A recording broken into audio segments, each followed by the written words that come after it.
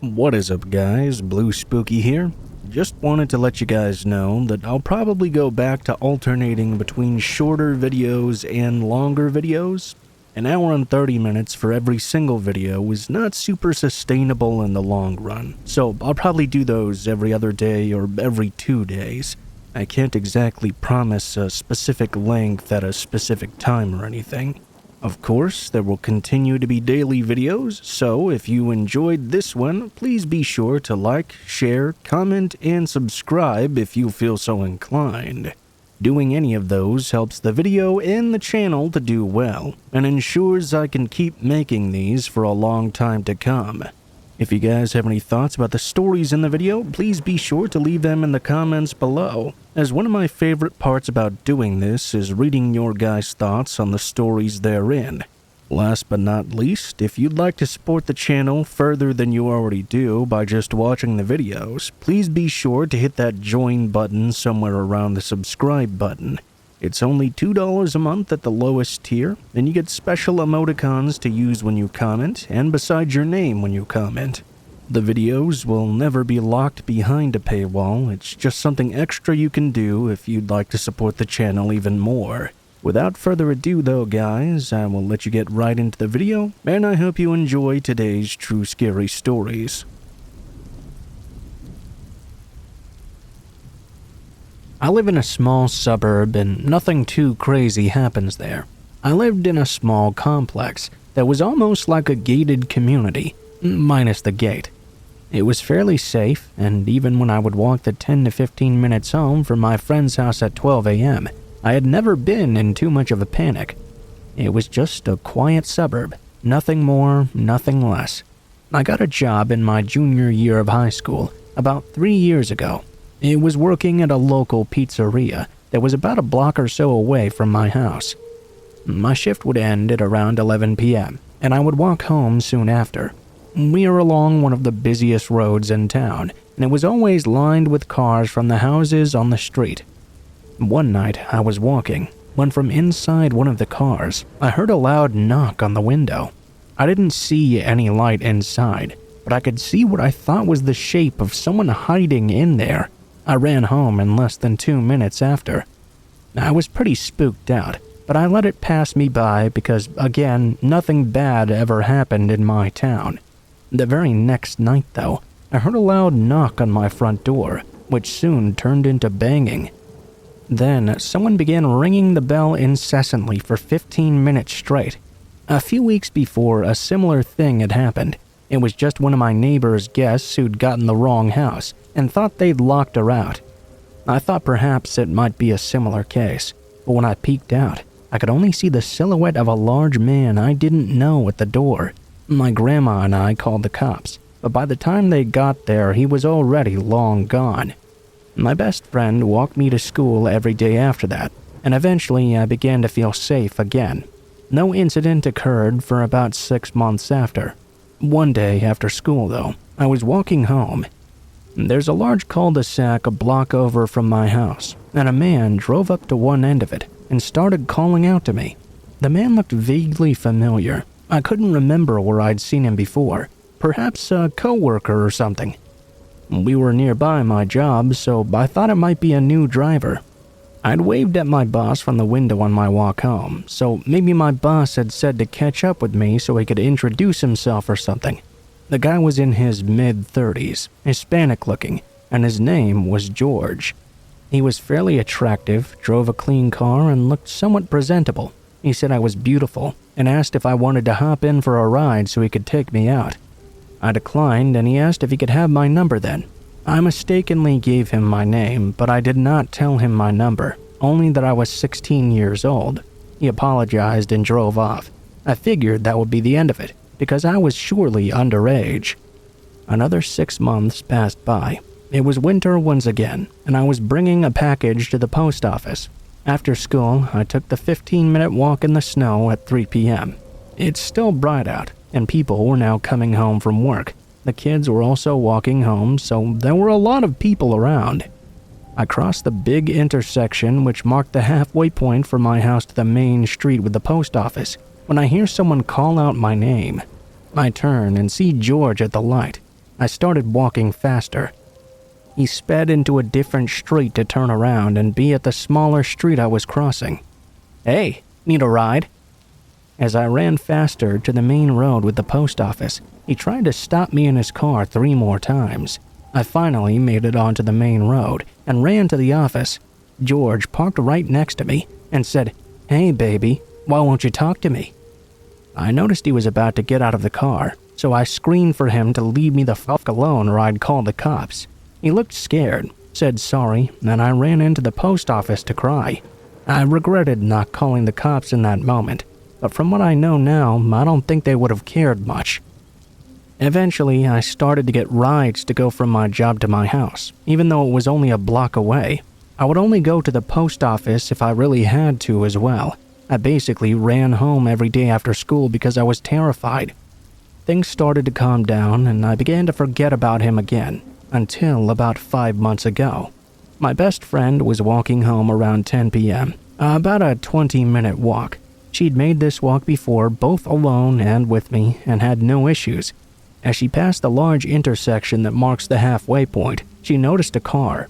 Something felt weird about this, but she tried to brush it off. It sped right past her. She eventually reached the pizzeria, and a car parked next to it rolled down its window and asked if she wanted to hop in for a ride. She said no and walked further to get to her house, which was another 5 minutes away. He kept stopping and yelling for her to get in.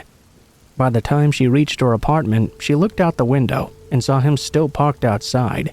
It took an hour for him to leave. She texted me this, and I asked about his description. I realized right away it was George. We did call the cops to tell them, giving the best description we could, but they basically just laughed it off. "It's just him thinking you're pretty, just don't get in the car." I posted something on Facebook warning everyone about this guy, as a lot of my high school friends lived nearby as well. A girl private messaged me freaking out, saying he'd followed her home multiple times.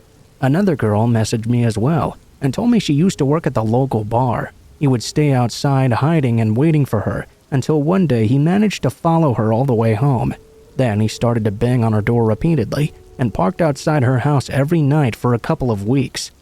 The cops, of course, never did anything, as they said he wasn't breaking in or threatening her. I've since moved, but it feels like he's everywhere somehow. I wonder if he's ever done anything worse. I wonder what it would take for the cops to take him seriously.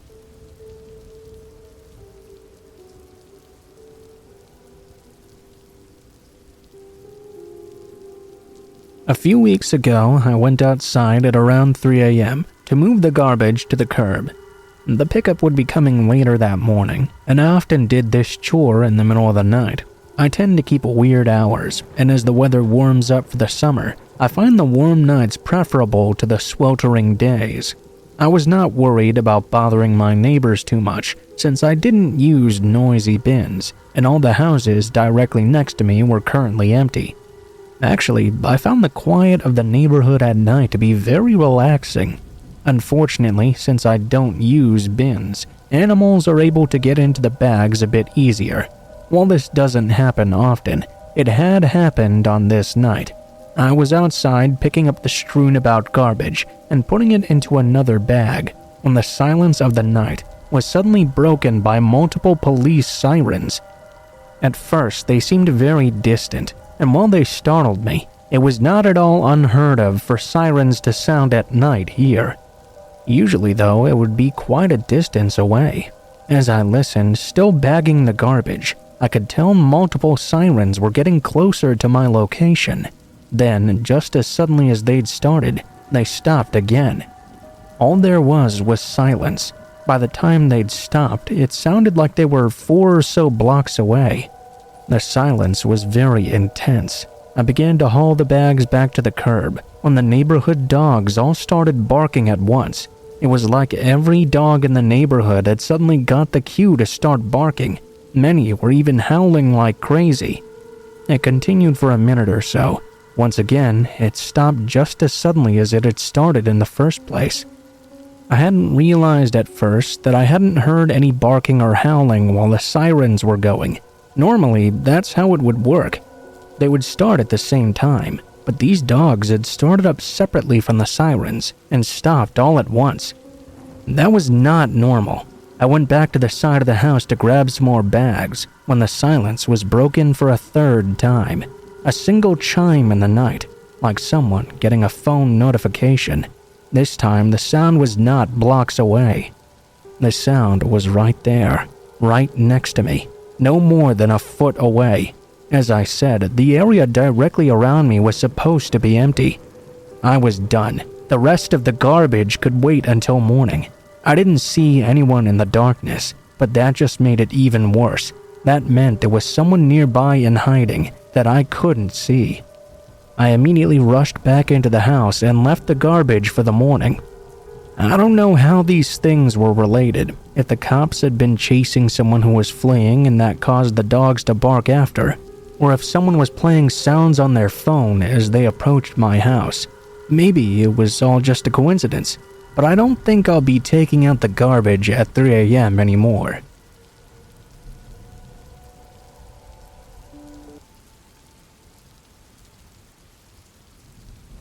Alright, so this happened when I was about 11 years old. I'm a girl, by the way. I had a friend who was 12, also a girl, over at my dad's house for the first time, and we were having quite a lot of fun together. My dad went out into the front yard to take a phone call at some point. At this time, it was about 10:30 or so at night. We were both hyped up off Dr. Pepper and Mountain Dew, and we were so hyper we decided to follow my dad outside. We mainly stayed in the front yard until we decided we wanted to go back inside. Me and my friend jumped the back fence because we were right next to it. For some context, I had a pit bull and a large German shepherd who shared the backyard. My friend and I went up to the second floor and were playing with some makeup. About 30 minutes later, we went back downstairs. I could hear my dogs barking and crying like crazy. I decided to let them in the house. The dogs had their own fenced-off area in the backyard in order to not interfere with the garden. My dad hadn't let them back in for the night yet. My friend pointed out that my dad was still on the front porch. I went to the back door to open it, only to jump in surprise when I saw a man crouching by the back gate, staring at my back door. He was next to the side of the gate we had previously jumped over. I asked my friend to stay there and make sure that the man stayed in place. I was going to go check if my dad was still outside. Sure enough, there he was, still on the phone. For whatever reason, I didn't tell my dad this man was in our backyard. Instead, me and my friend watched him out there in terror for about 20 minutes.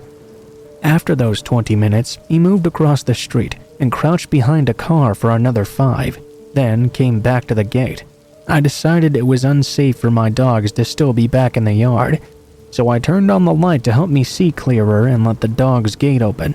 After I let my dogs in, the guy was still crouched and not moving a single bit. After 10 more minutes, which to me seemed like 10 hours, passed by, the man was still there. He stood up suddenly. After seeing him standing, I realized he was holding something, which seemed to be some sort of metal pipe or perhaps a bat. I locked the door, and my friend and I ran across the house to the front door to tell my dad to come back inside. I never did give him an explanation as to why, but I'm guessing he saw the urgency in my face or voice and listened. After that, we didn't see the man again.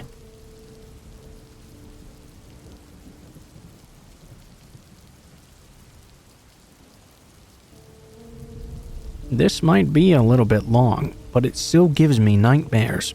I'm a 21-year-old female. I drive from Miami to Daytona Beach near Orlando almost every other week or so. I make sure to fuel up before I start off, but this one unfortunate day, I forgot. I left Daytona around 12 a.m., driving back to Miami. I drive a black Mustang 40th anniversary, and I was literally flooring it back home through I-95. The entire route was pretty much empty, other than a few trucks and small cars here and there.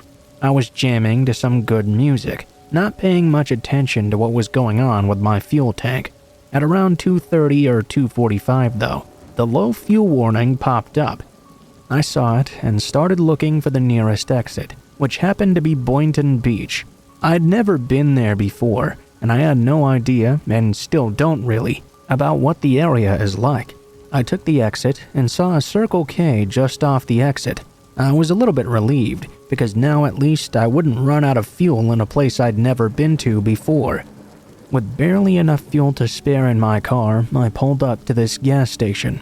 It was totally empty. I didn't even see a single car inside or outside the road. There were no other people other than a single tall man wearing a red-colored jacket. He was walking around near the side of the gas station store where all the parkings were. He wasn't very close to the pump I was at. I was a little bit unnerved, but I tried to shake off my fear by telling myself it was nothing. The man at this point was only looking at the ground, but I could see he was kind of walking in the general direction of my car. I was still inside contemplating whether I should get out or stay inside.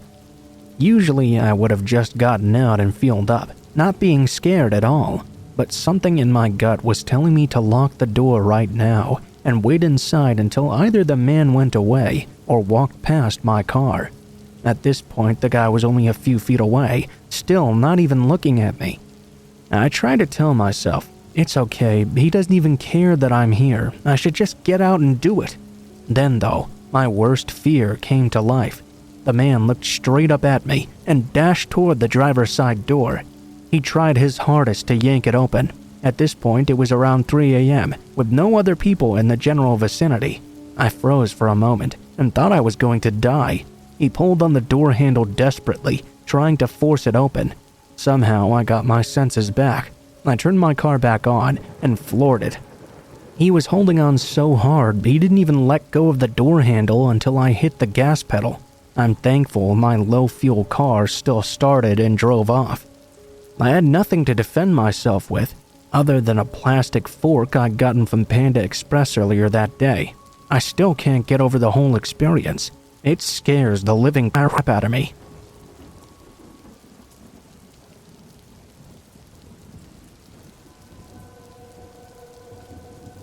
Junior year of high school, my parents got a job offer out of state, so I was forced to move all the way across the country. I started a new school late into the academic year, about mid-March sometime. Because of this, I was having a hard time fitting into the new school. All I wanted was to make a single friend, but I was too shy to talk to much of anyone. This was around the time that my friends left MySpace to join Facebook, so I did the same to keep close to them. Some days later, I received a friend request from David. David was a guy that I had been friends with in my old town. Well, he wasn't exactly a friend, rather a friend of another friend of another friend. My friend Jerry had introduced him to the group and would bring him along every time all of us would hang out together. I knew that David was a year older than us, and he had gone to a different school as well.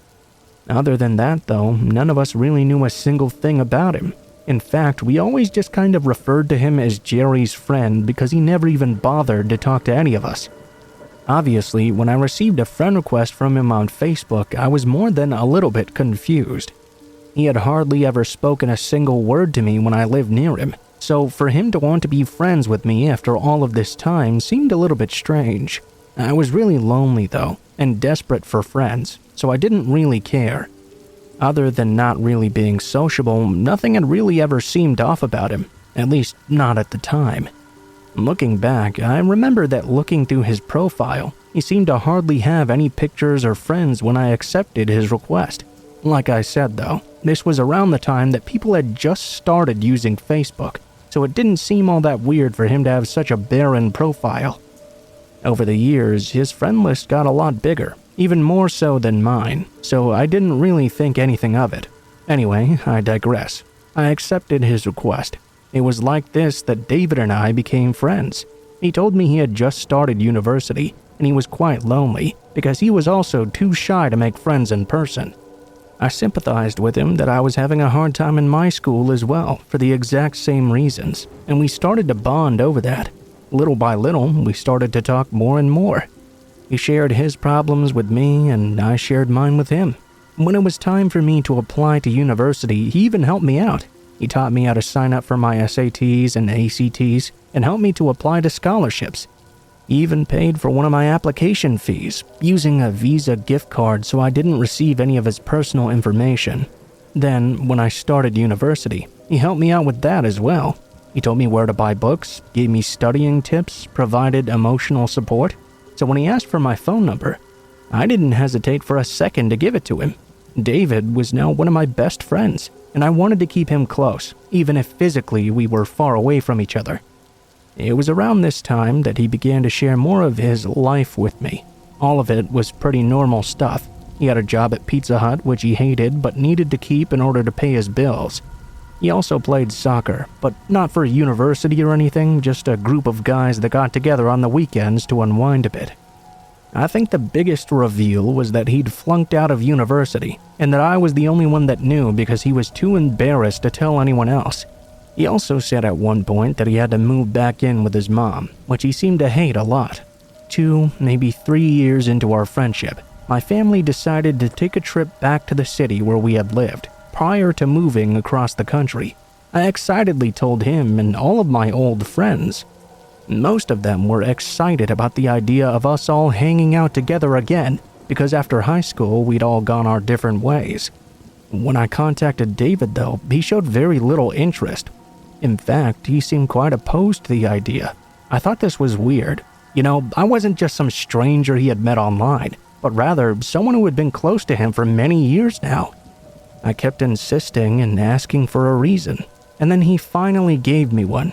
He told me his pictures had been heavily edited, and he was afraid of disappointing me if we were to meet in real life. I told him it didn't matter what he looked like. I just wanted to meet him and hang out in person for the first time in a long time, but he still refused to do so. Instead, he started being a massive asshole to me. He knew exactly what buttons to push, all my insecurities and secrets. He started using that knowledge to hurt me badly, so I stopped talking to him for a while. Some weeks later, I met up with my friends as planned, and much to my surprise, I saw David there, looking exactly like he did in all of those pictures. I didn't understand why he'd lied about photoshopping them, or why he said he didn't want to meet me, only for him to show up at our friend's house. I was so angry at him that I didn't ask any questions. I kept waiting for an apology, but he refused to approach me. He was treating me like he'd treated me back when we were in high school. I was getting really upset, but given that he was being such an asshole to me, I figured this was another attempt at getting under my skin.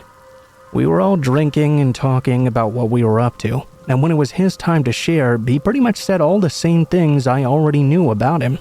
That he wished he was still in university like the rest of us, but he'd flunked out and was living with his mom. Said he was miserable there, and he wanted to move out, but his job at Pizza Hut wasn't paying enough for him to do that. At this point, I was pretty pissed off. The alcohol had given me enough courage to finally ask him why he'd been treating me so badly. He apologized and admitted he barely remembered me. Well, obviously that hurt my feelings badly. I told him about Facebook, about the mean text messages. He just kept insisting he didn't even have a Facebook. Apparently he used to have a MySpace at some point, but stopped using that when he switched over to Tumblr. A Facebook account was something he'd never even considered making. I asked him about the messages, and he said I'd probably confused him with another David. In fact, he never had my number in the first place. I thought denying it was a lousy excuse, but then Jerry backed him up. The thing was, apparently David hadn't just been talking to me on Facebook, but a bunch of us. So when we kept calling him out on the he told us to text this David guy, and he would prove it was not him. He set his phone down on the table, and I sent him a message. But no matter how long we waited, no new message appeared on his phone. While we were all arguing about how we needed to give it some time, the David I had been talking to for years responded, proving that we had been talking to a fake all along. Things turned pretty awkward at this point. We were all confused, and David was obviously feeling very violated. With all of us wanting answers, we opened our friend's laptop and searched up that profile on Facebook. The first thing David pointed out is that whoever this person was, they were using his mother's maiden name, not his real last name, and that while most of the people on his friends list were people that he knew in real life, none of them were people he'd actually kept in contact with. His profile picture was a dog he owned years ago but had long since died. All measures that, looking back, I'm guessing were used by this person to keep David's actual friends from finding him on Facebook.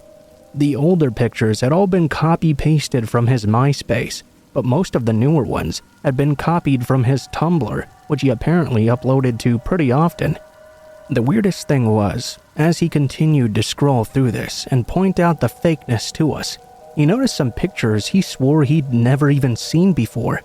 Pictures from his soccer games taken from the audience view, which the fake David had insisted his brother had taken.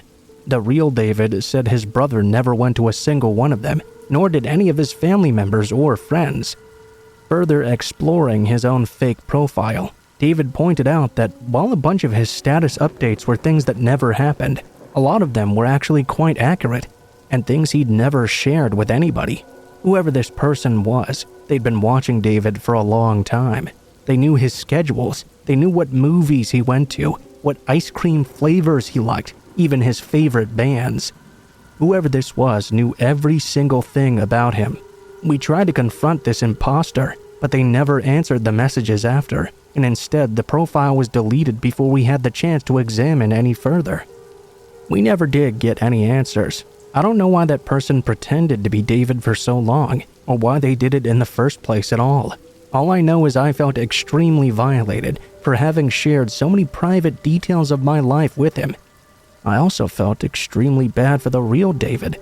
I wondered for the longest time how this person found him, and how they managed to learn every private detail of his life. A few months back, my mother called me up, saying she'd found a profile with her name, but with my pictures on it. She thought I'd made a second profile. I didn't tell her the truth because I didn't want to scare her, but the truth is, I hadn't even known it existed. I'd always set my Facebook to private, and I no longer accept random friend requests, nor do I post my pictures anywhere else. This profile only seemed to have old pictures of me, from the time when I'd actually been friends with that David's profile account. There wasn't weird stuff like David's soccer game pictures or anything like that, but the account was still active, and it had been for a while. None of the friends were people I actually knew, and the updates were all things that I'd told that fake David I'd been doing in real life. I don't know if the profile belonged to the same person exactly, but I'm extremely average looking, so I don't know why anyone would want to use my pictures when there are way prettier girls online to pretend to be. I'm guessing that it had to be him. I don't know, I just reported the profile, and it now no longer exists. Sometimes I wonder if that person is still pretending to be me, or if they've moved on to pretending to be someone else.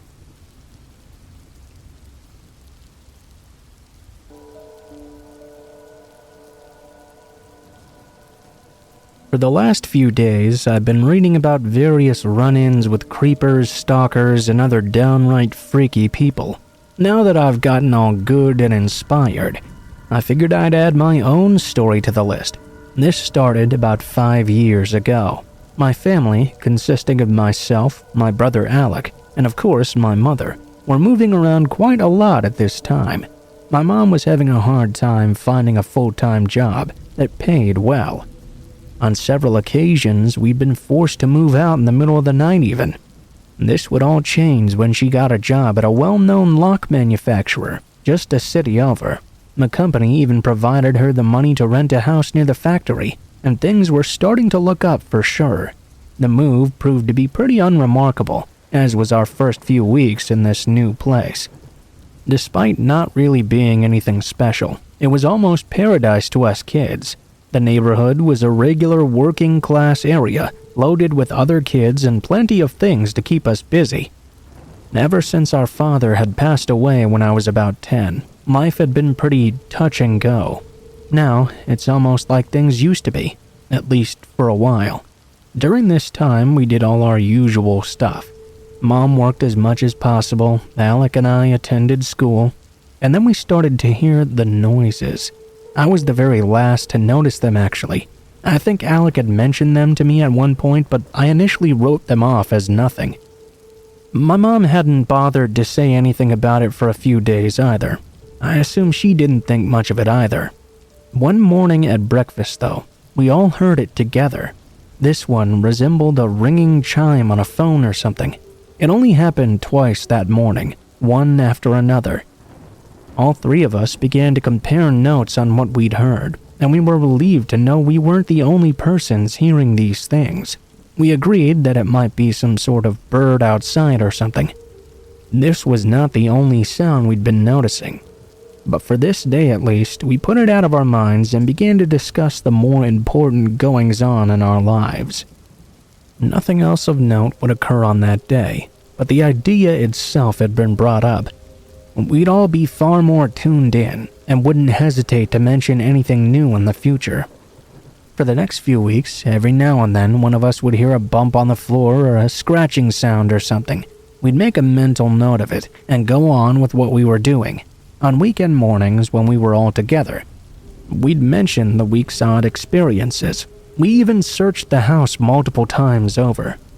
At one point, we discovered a small hole leading into the attic. We figured a little critter was going in and out and making some of the sounds. There were still a few noises, though, that would have been impossible for a small animal to make.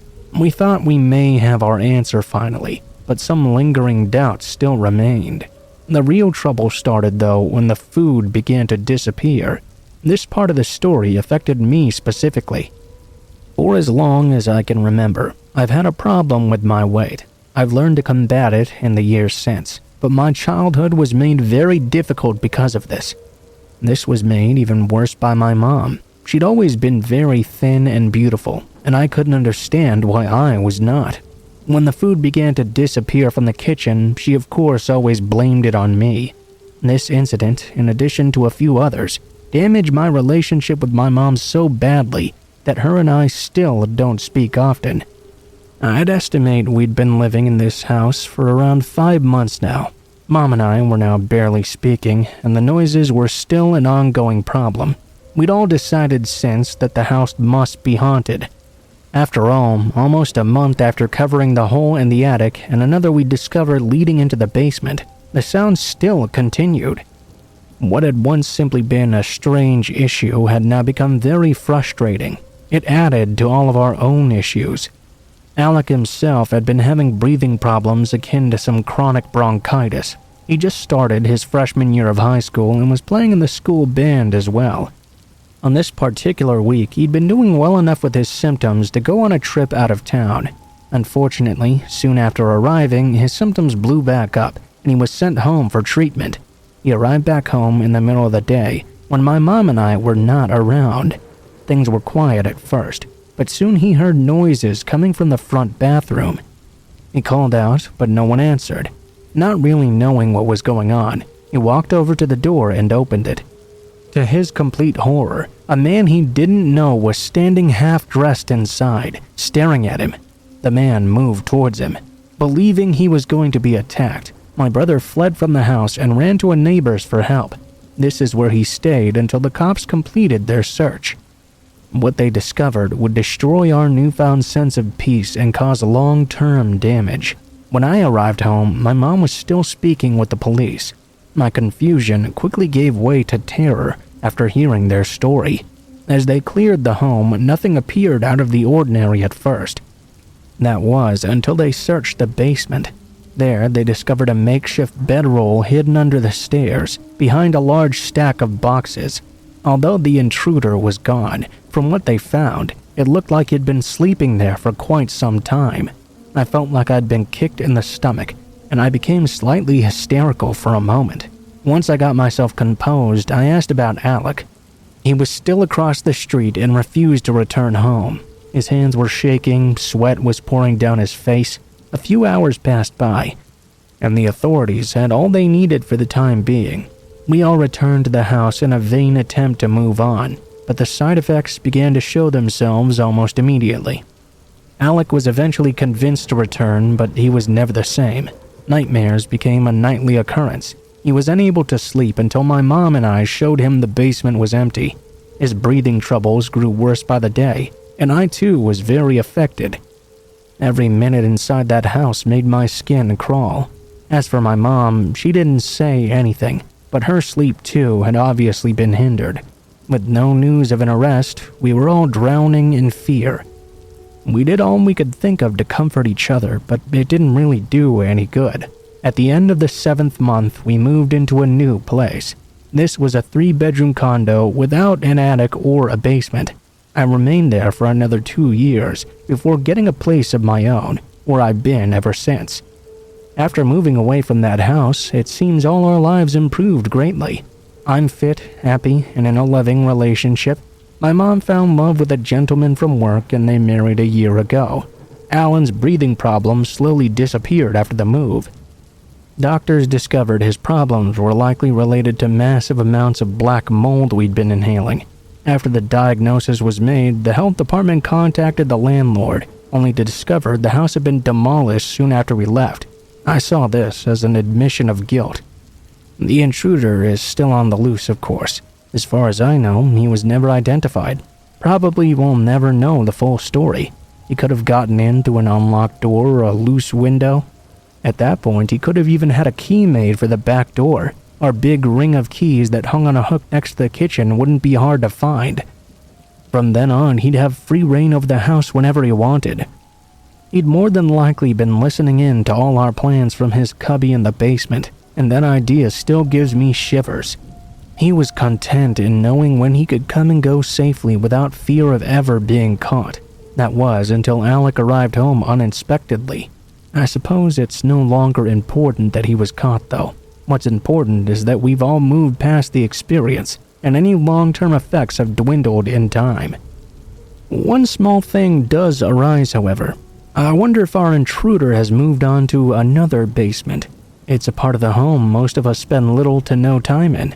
Perhaps you reading this are one of those people. Can you be so sure no one is lurking in the areas you never check, listening to your every word and movement? Maybe you should go check for once, just to be sure.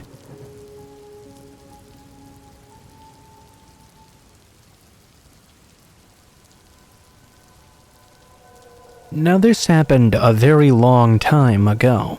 I'm not going to mention when or where though, and I'm submitting this anonymously. I don't want people going back and finding more about it and then lashing out at me or something. I was 13 years old at the time this happened, and my brother was 11. As I mentioned, this was quite a long time ago. I think that nowadays, not a lot of parents would put a 13-year-old in charge of an 11-year-old, but that was not so unusual back then. In fact, I was looking after my little brother all the time, before either of us even hit 10 years old. After a while, of course, always keeping my eye on him, it began to get very annoying. Oftentimes, it interfered when hanging out with my friends, and it was quite a drag when I would try to talk to girls as well. It was all around just a pain in the ass, really. One day, during a really hot summer, our parents decided to drop us both off at the local swimming pool for the day. My dad had to work, and my mom had some errands and stuff to run. Plus, she had to do work as well for the church. It was extremely hot, and there was no way we could afford air conditioning at the time. We only had one old fan in the house and a sprinkler in the yard we could go play in, but the swimming pool seemed to be a much better option. Of course, the pool was very crowded. Lots of families would drop their kids off there during the summertime actually, and of course, even though I knew it already, my mom stressed to me over and over again, keep an eye on your brother at all times. Some of my friends were there at the pool as well. I got to talking to them, and they told me about this new girl who'd moved into town. She would be starting school that fall, and apparently she was really hot. So of course, like any young boy, I wanted to check her out. I knew the lifeguards would be watching my brother in the water anyway, so surely everything would be fine. I went with the guys, and the girl was really cute. My buddies all dared me to approach her, which admittedly was a brave thing for a 13-year-old boy to do. Of course, I couldn't just chicken out in front of them, so I did just that. She was a very sweet girl, actually. We ended up talking for quite a while. Her parents were at the pool with her, and eventually they called her back to join them. I went back to the water to see how my little brother was faring. Only problem was that now I couldn't find him anywhere. This was a small town in a rural area, So although I said the pool was crowded, that's a relative term. It wasn't like busy water park crowded or anything like that. I should have been easily able to pick him out of the water, but no matter where I looked, he just didn't seem to be there. I frantically searched around the area surrounding the pool and couldn't find him there either. My heart started beating faster, and I began to panic. I rushed to the building where the showers and concession stand were. He wasn't there either. You couldn't leave the pool without going through that building. I went over to the attendant and asked if an 11-year-old boy had left the pool on his own in the previous hours. He told me no. I then went to the lifeguards and my buddies. I thought perhaps there was a chance I'd simply missed him. It's easy to occasionally miss someone in a crowd, especially if you're freaking out. The lifeguards ordered everyone out of the pool. Fortunately, there were no drowned children at the bottom or anything. But unfortunately, my brother was still nowhere to be found. The lifeguards had to call my mother at the church. I had never before lost track of my brother like this before. I had no idea what to expect when she showed up. I was only thankful that the police were already at the pool, or she probably would have whipped my ass right there in front of everyone. The trouble I got into at home is not something I want to go into very much. My butt has PTSD from the experience. But that was minor, compared to the fear I felt for my little brother. Well, I didn't even have time to feel guilty, although I knew that I was. My only concern was for him, and what the hell had happened. All day and all night, I expected the police to bring him home, but that didn't happen. I waited the next day too, and it still didn't happen. The town organized a search to look for him. I kept expecting to hear from them that they had found him, but that didn't happen either. After about a week of him not being found, I began to fear the worst. I thought to myself that he must be dead. I was terrified every waking moment, expecting to hear the news that his dead body had just been found. Nearly 2 weeks after the initial disappearance, we got a call from the police. They had found my brother, and thankfully he was alive. Unfortunately, that's not the entire story. Remember the attendant telling me that no boy had left on his own? Well, that's because he had left with one of the lifeguards who was getting off duty. He lured my brother out of the pool and into his car with promises of ice cream, a treat he rarely ever got. He then abducted my brother to his house with him. For all that time, he kept my little brother locked in his basement. He didn't do anything sexually to him, but there was a lot of mental and physical torment when my brother wouldn't do what he was told to do. The scariest part for him was thinking that he would never get out and see any of us again. Here's the weirdest part though. The lifeguard that took him was not an adult. He did this while his parents were out of town for a few weeks. They came back early and caught him with my brother in the basement. If you think I felt bad for my parents punishing me, what they did to him had to be legendary. The police thought he was either planning on killing or releasing my brother before his parents got home, but because they arrived early, no one ever found out for sure. My brother had to live with it without much help for a long time. Mental health assistance had a very bad stigma back then. Luckily, we're both still alive today, and he forgave me for my negligence a long time ago.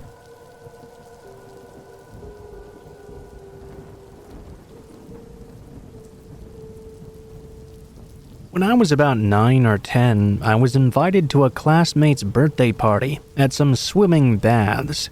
All of us were the same age. It was a small class of about 20 kids or so, and I was pretty sure everyone had been invited. Just to clarify as well, I'm a boy.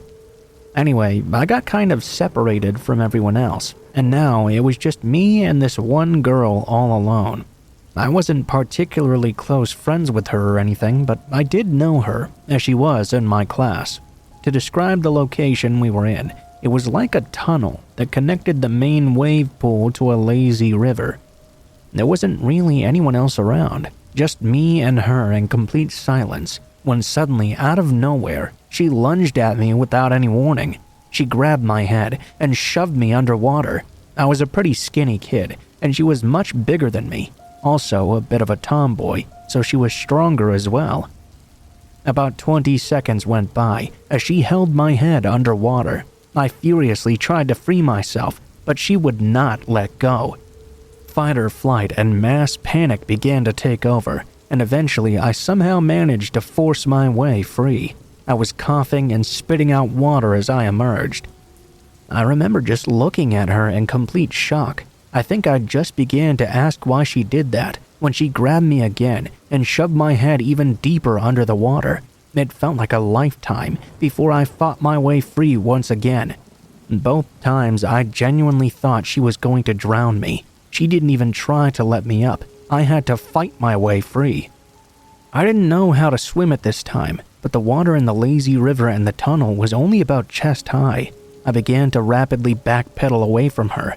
She was giggling and laughing, as if it was the funniest thing in the world. She had this crazed look in her eye and a grin on her face. I couldn't climb out to escape, as it was a tunnel, so I had to try my best to get out of there. As I was backpedaling, she was following me. I made sure to keep a distance, so she couldn't lunge at me again. She was slowly gaining on me, though. I tried to reason with her. I was so scared of her that I was just babbling nonsense. I tried to distract her by suggesting we go down the water slide together. I think it actually worked somehow. I could see her thinking it over, and she stopped trying to chase me. I managed to exit the tunnel and the water, and she slowly followed me. She seemed to be a bit unsure now. I felt a lot more safe, as I was now out of the water and could see other people around as we headed toward the slides. I kept talking all the way about how fun the slides were, but she didn't really speak at all. She had this strange look on her face the entire time. After we went down the slides, I caught up with my friends and stuck with them the rest of the time. I was extremely shaken up. I never did tell them about it, as it was embarrassing to admit a girl had just tried to drown me twice, and I was worried about getting teased. Anyway, fast forward to adulthood. This girl turned out to be a lesbian, I guess. Not that there's anything wrong with that. What is wrong, though, is that she got with a partner who had 2 or 3 kids from a previous relationship with a man. Turns out they would torture the kids and eventually killed one of them. She's currently serving life in prison. I told my friends about the swimming pool incident after hearing about her crimes. I'm pretty sure they think I'm just bullshitting them, as none of them took me very seriously. Maybe I was being a bit lighthearted about it, as I joked I was almost victim number 1. Nonetheless, though, it's a bit crazy to think back on, as she obviously was a genuine psychopath. If I'd never fought her off to escape and then convinced her to go down that slide with me, I genuinely believe she would have killed me in that tunnel.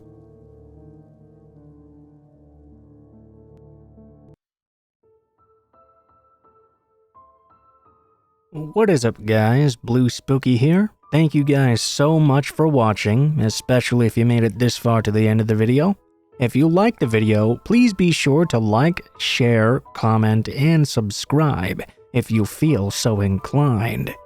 If you have any feedback for me as well, be sure to leave that in comments below the video. If you guys have a story you'd like to send in, or if you'd like to contact me for any reasons, there will be links to my social media in the description below the video, including my Facebook, Gmail, and Twitter accounts.